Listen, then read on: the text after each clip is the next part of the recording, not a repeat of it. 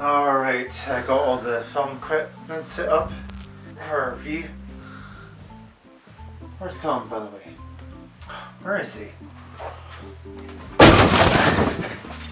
Where'd he go? Oh, there you are. Come on, no time for dilly-dally. Alright, just sit your ass down and I'm going to go find the DVD, which should be somewhere in my collection. There it is. Here, hold this. Oh, my head. What? Oh, you got a headache? Oh, I need to get some paracetamol. Where did I leave it? Do me a favor. Get the camera set up while I go find the paracetamol and the prop. Where's the prop? Yeah, sure. Wait a minute. Oh wait, it was back here. Where's the paracetamol? Booyah! Found the two at once. Found the paracetamol and the gun. The prop gun. Although, which one of them's the prop? Huh? Clumsy, clumsy, clumsy pal, brother of mine. Do I have to do everything by myself? Okay, maybe not everything. You're certainly doing the falling part. Well, for Pete's sake, tell me this. Okay, so...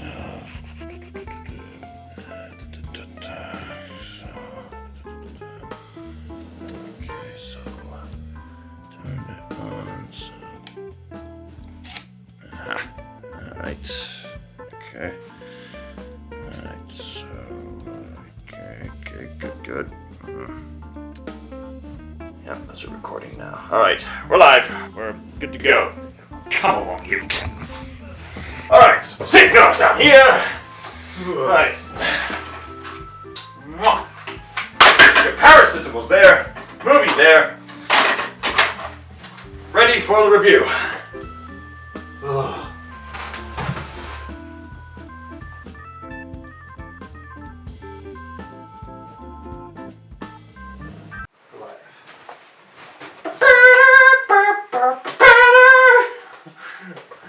The Naked Gun movies. I've never seen any of Leslie Nielsen's comedy movies up until, well, basically this year. You know what? Fun fact. I remember I watched the first one early this year, and sometime after that, it was revealed that there was going to be a Naked Gun Legacy sequel with Liam Neeson. So that gave me more motivation to see the other two movies, if I wasn't motivated enough to see the two at some point already. Yeah, perfect timing. Yeah, peak timing. I mean, it seems that this comedic director, he's the same guy who made Airplane, or is it the same guy who made Airplane? Because if that's true, then this is the same guy who also made the Hot Shots movies and a number of other comedies. Yeah.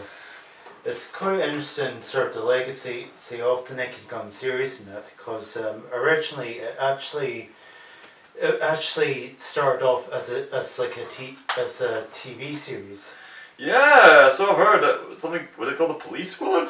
Yeah, Frank-driven Police Squad, but unfortunately for some unknown reason it just didn't pan out well in that with audiences. But even for like arguably anyone that have seen the actual series and that would have said that was the funniest thing they ever seen on TV. So I don't know. I guess at best you could say that the Police Squad is a prequel mini-series to the Naked Gun series, I guess. I suppose so. Yeah. But obviously since it's like a comedy series, there's no like sort of deep sort of lore in that you're missing out in that if you're not watching the TV show and that. So fair enough. I mean, there can be comedies with deep lore, but you more often than not, you're not really in it for that. You're in it for a laugh. Yeah. And my days, this series made me laugh. Yeah. So yeah, I was quite familiar with the whole movie franchise and that from quite early on in that. I'm not sure when I first started, like I suppose when I was like a teenager and that, when you quite often see them on these shows on TV, these movies on TV and that. Alright. And, yeah, I just thought it was the best in that. Like It's like particularly this time period in that, like the early 90s, and that was just peak party movies. Like because like along with this, and you also got the Hot Shot series. You got like the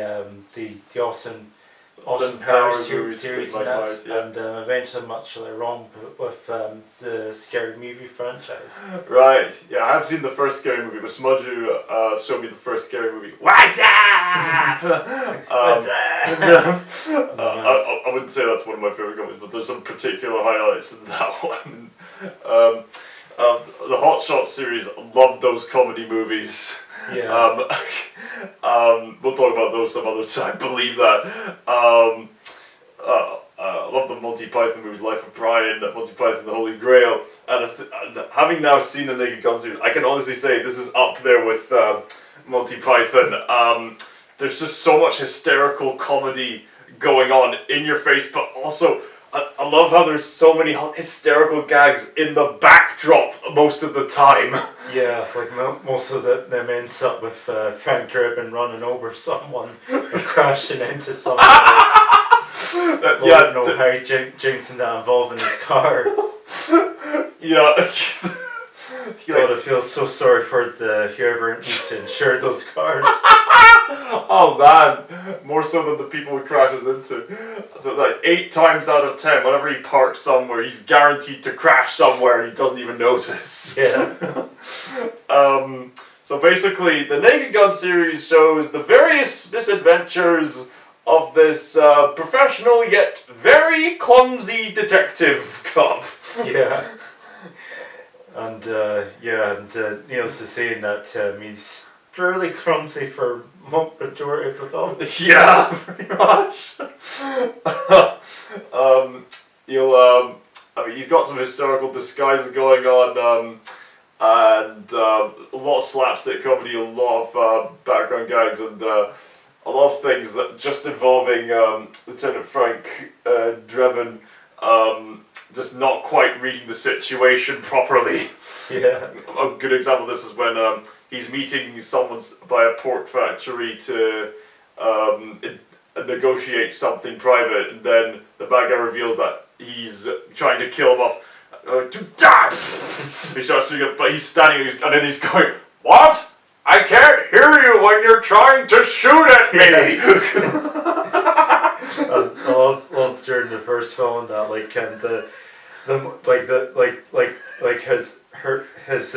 his chief and that trying to explain in that how Frank Drebin and that like caused so much property damage, and along with that and that like saying like straight up sexual assault with a concrete dildo.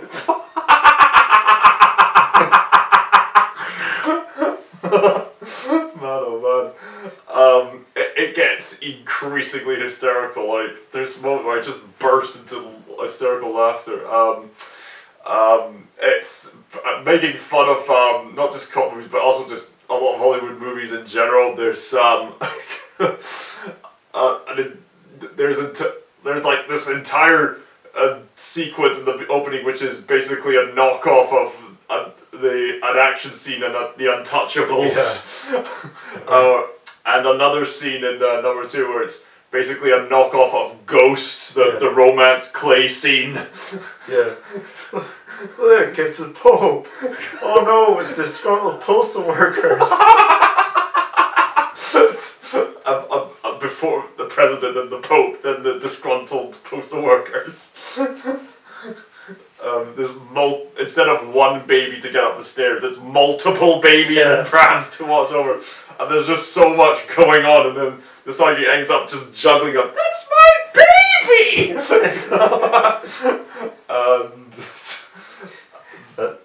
and the guy trying the beam to get his gumless and that, he's just like trying to yank it up, ends up ripping his clothes, like,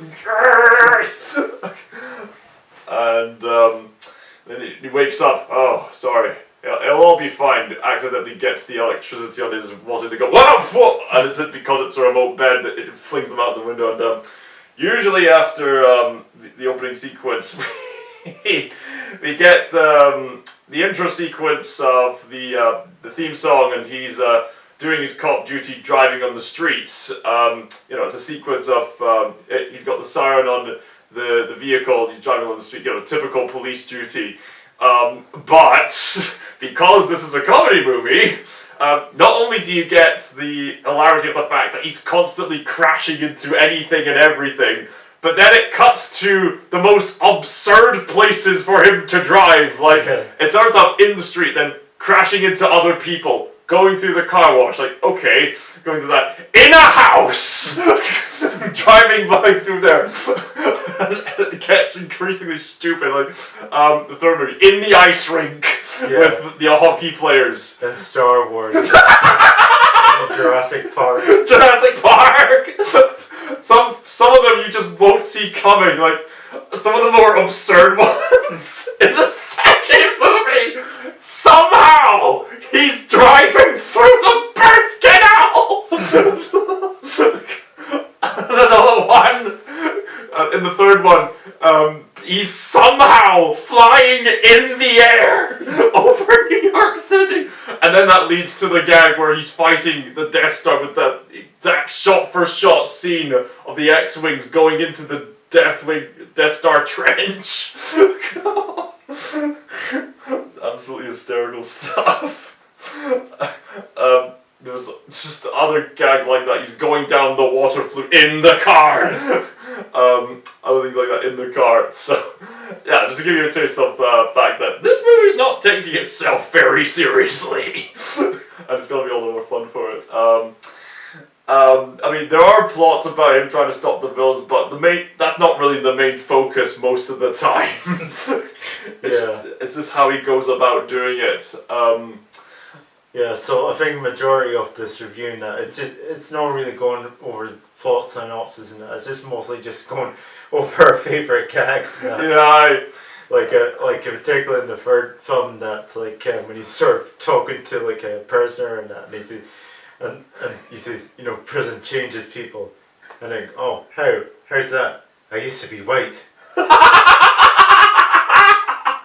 Alright, if we see anybody with any suspicion of them digging out, they have rubble and stuff like that, we're going to find out. And, if you've seen Shawshank Redemption and The Great Escape, you'll be used to the cliche of them hiding the dirt in these sock devices up their trousers, which they then dispose of out in the open fields as they play baseball, that kind of stuff. But it seems that they have a very elaborate escape route, so they have to dispose of more dirt. So they have a pile of dirt on the bed. There's a baseball game where they keep disposing of the dirt, but then one of the corners ends up becoming this dirt mound. One of the guys diving and that ends up getting stuck in there. Touchdown! And when they do escape, they're at a Los Angeles high school.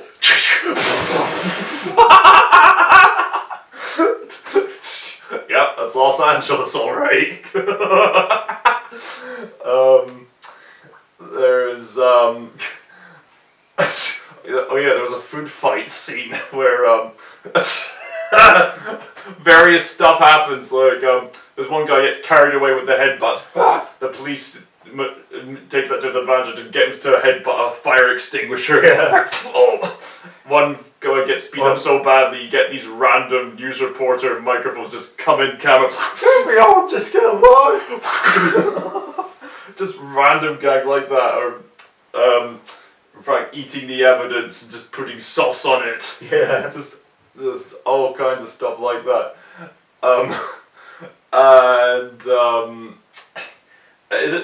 He's had multiple girlfriends throughout the whole series, right? Yeah, that always seem to magically disappear behind the door. The third one actually explains why that happens. Yeah.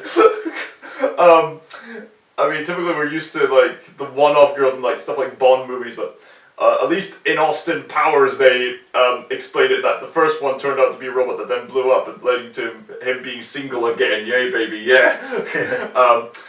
This one actually explains why all of them disappeared. Yeah. it was the best wedding day of my life, but then for some reason she just vanished out of my sight. It turned out he clumsily slammed the door on her and she fell down the sheer drop cliff. And eaten by sharks. And then the second one, everything was going well, even with his partner getting tangled up in the bunting behind him. He always seems to get caught up in some vehicle thing that happens to do with Frank's shenanigans. Well, namely number 2 and number 3. The number 2 when he gets his partner to try to get a tracker underneath the car, only to get him stuck, and then he's on the skateboard and the vehicle stops, and then he gets stuck on the bus. Yeah. And then next scene later, he's still stuck underneath the bus. Yeah. And that gag seems to return number 3 when he gets caught in the wedding buntings behind the car. We were happily getting married together. Yeah, I thought it was just brilliant, the joke in the first one, and that we're at the end of a sort of end of a chase, and that he ends up getting sliding under the bus, and that gets carried away, and that, and it just turns out that the bus on the side of the bus, and that said Denver, and that and he just goes, oh no. It's just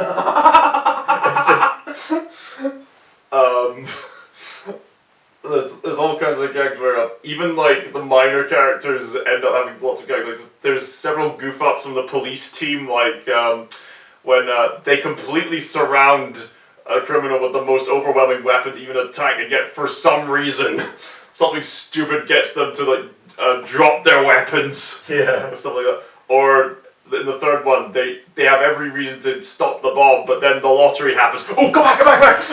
Wait! Who won? For Pete's sakes. There's just gag after gag, oh, your favorite one from the sequel and that. Which one? The number 2? The sequel and that. Remember joking that. Actually, kind of. The bartender says, "What do you want?" And he says, "A strong one." Oh yeah. And then he goes, "Oh, on the second thought, so maybe have a Black Russian." And the waiter. He turns to the camera and goes because the strong one was a literal buff guy. Yeah. And he's doing this in the deliberately depressing bar. It's cliche for when a character feels down, they go to a bar to just let out the blues, but this one just saturates that. Just someone playing a miserable blues song, there's the burned down Zeppelin, the Titanic, just all these the worst atrocious things, just to make it over the top sad. It's not, obviously these disasters are horrible, but it's just meant to make this place just over the top sad. And they're not serving drinks, they're serving pills and stuff like that. And then he sees a girlfriend by a table. Another one of my favorite gags is even the girlfriend's got plenty of gags where there's one thing where she tries to slap him. He grabs one arm and he grabs the other. Typical woman, A third arm just slaps him, and then she goes, "Sorry, I shouldn't have done that." And he's just left going, "Yeah, where did it come from?" And later on, she has Scruffy the dog, Tuffy the cat. She has 2 pigs, a big pig, and in the background you hear an elephant. Yeah. Or she's getting something in the fridge, only to get herself right in the fridge where you see her legs dangling out. Yeah. She goes, another thing, she goes, and then she gets really short. "Here, hold these. The high heel shoes are really big." And I think sort of my favorite part, another good one is when Assassin sneaks into the house. The shower. And he sort of goes into the shower with the woman and she starts singing while he's putting the suppressor on his gun and he's just sitting like this and that, and then he goes, and then he knows her singing that, and then she goes, goes from the corner of my mind, and just joins in and that, and then He joins in. and then all of a sudden he just goes into a big that's right, and then she's like, what? And then at one point during the fight, she ends up getting exposed. Both Frank and the assassin go, "Ooh, do you mind?" And he's just like, There's, Matt, we're just gonna mention gag after gag. There is some particular gags in the. Okay, there was some really hysterical gags with the girlfriend in the first one who turned out to be a spy. Like, there's a scene where she confesses that she fancies Frank Durbin, and she does the thing where she unpins herself and then the dress goes flops on the ground, and he responds likewise. Even though his suit shouldn't do that. It's just, he takes it off and he's got this flabby kind of body in comparison. And he does it all with a straight face, and his suit just goes like if it was a dress. And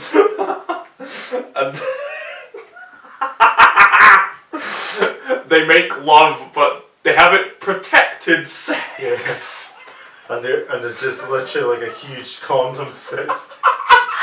And they're making love to each other just in these two ridiculously big condoms. Oh man.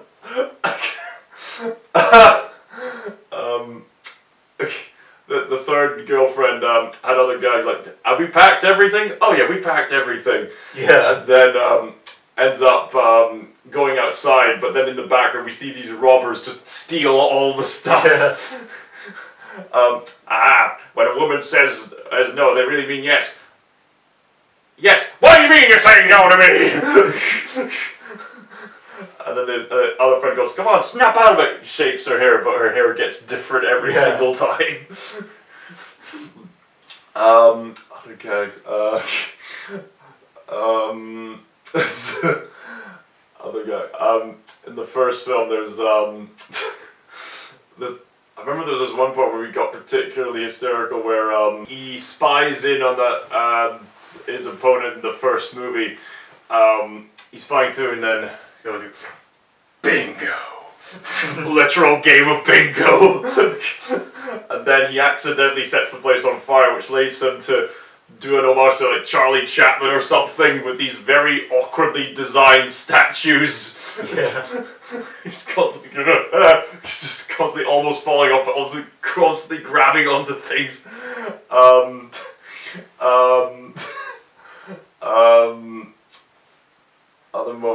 And then the finale usually involves him completely sabotaging these big events.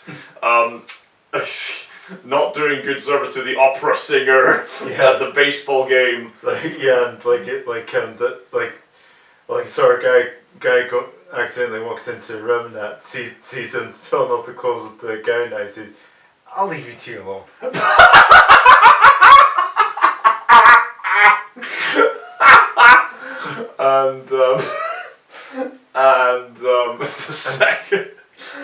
the second one he's doing disguised as a mariachi band. Yeah, and with the baseball, when you sort of like pretend to be the referee in that, he ends up deliberately sort of messing up the game in that, to the point where like the people are like sort of like everyone's like complaining to him and that, and he ends up seeing like the villain like drag away his girlfriend and that, and he ends up pulling out a gun like this and that, and everyone's like, okay, you're the boss. Okay, you're a boss here. There was a moment when someone gets into an argument and then everyone else in the most over-the-top manner argues with each other to establish the mood. Then he reconciles, and then everyone reconciles with each other. Yeah.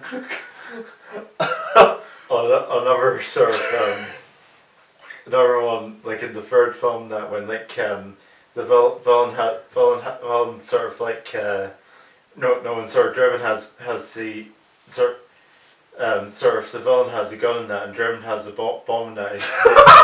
So he's give me bomb in that, and then she says, but you'll get killed, but everyone will die in that, and they end up getting confused, and I just like, alright, I'm getting confused here now. So like if I give you so like if I give you the bomb, you give me back the gun. Yes, and then and then that leads to that famous gag where everyone goes like. First the police squad, then the TV men, then the entire audience. Like, if you're wondering where that slap scene came from, it was from the third movie from this trilogy. That's where it came from. It's a brilliant scene. There was another scene in the second movie where he pulls out the gun. It says, right.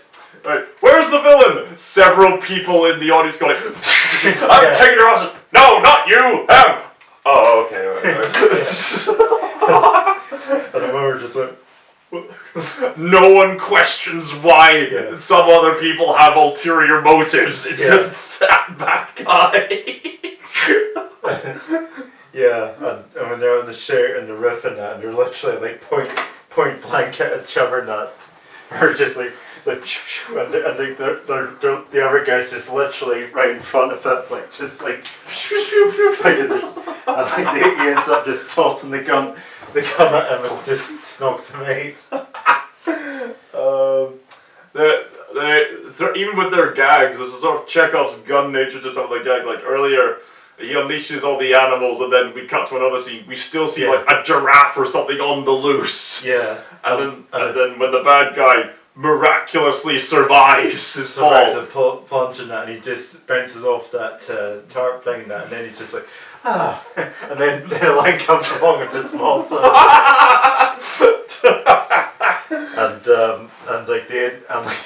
and at the end of the film, they're trying to sort of figure out how to like. That was another one of my favorite gags. Deactivate the bomb and that, and they think like they just try everything and that, and it just seems all hope's lost in that. So they end up trying to run away in that, but they end up tripping up the plug in that. It's just like, Frank, we solved it. Just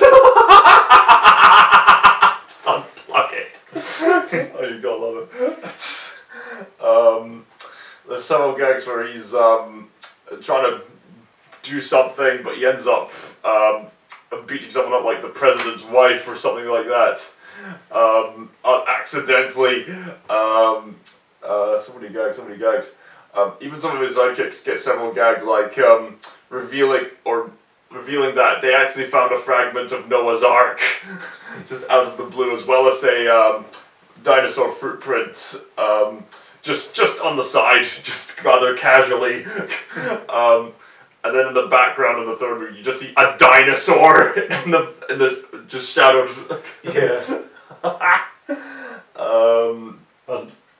And like in the first film and that, there's a really tall guy in that, and and like he sort of hands like stuff to him and says, oh, here you go.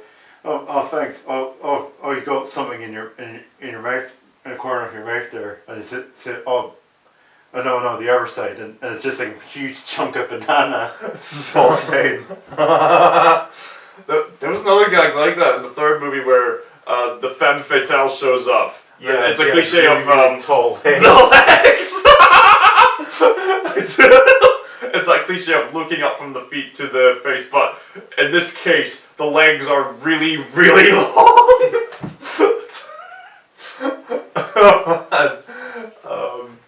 There's also, we could just go on and on and on about the gags, but needless to say, if you want a good laugh, you need to check this out. Yeah, defo. And look out for the film when it comes out. The Naked Gun film. Because I'm sure it be an absolute banger in that. It looks to be so far. I mean, I actually didn't actually realize it in that, but it's actually, so I never actually realized it, but it actually makes sense in that they picked Liam Neeson because of course Leslie Nielsen. Yeah, Liam Neeson. Oh, I get it. Leslie Nielsen, Liam Neeson. Oh, it makes so much sense. Yeah, it makes so much sense. Oh, right. I mean, originally it made sense in the fact that both of them are elder actors who've played the serious cop in the past, but are now doing something off the walls, bonkers, goofy. But that makes it even funnier. That makes it even more funnier. It looks to be promising so far. And I think we get this gag of this little girl seeing the bank heist. What do you want? She pulls up the mask. You just see Liam Neeson with his signature grumpy old man look. And it's so funny seeing this grumpy old man look in a little girl's body. Like, your ass grows back into shape and then beats the bad guys. Who are you? Lieutenant Leslie Nielsen. Looks at the camera. The new version. Love that acknowledgement. The way he just looks at the side camera, just acknowledging the new version. Yeah, so look forward to that. And also, the way they addressed a certain controversy, they actually made it both respectful as well as hilarious. There's a scene where the replacement for the three main characters, Frank Devlin, the chief, and the other sidekick, are all paying homage to their fathers. He says, I will honor you, father. I will honor your father. Then the son of the O.J. Simpson character goes, That was actually very much in tune with the Black Russian gag from The Naked Gun 2, so I think that was a very Naked Gun way of handling that very sensitive topic, because on the one hand, this character needs to pay homage to this character. At the same time, this very serious thing happened. So I think they nailed it. Yeah. They don't need to address it any further. Just. So I think we're in good hands with this one. I hope. Yeah. Yeah, and I think that's all there is to say. So So recommend the series and the original series, and hopefully the new series when it comes out in cinemas. Right. By the way, I faked every orgasm. Ha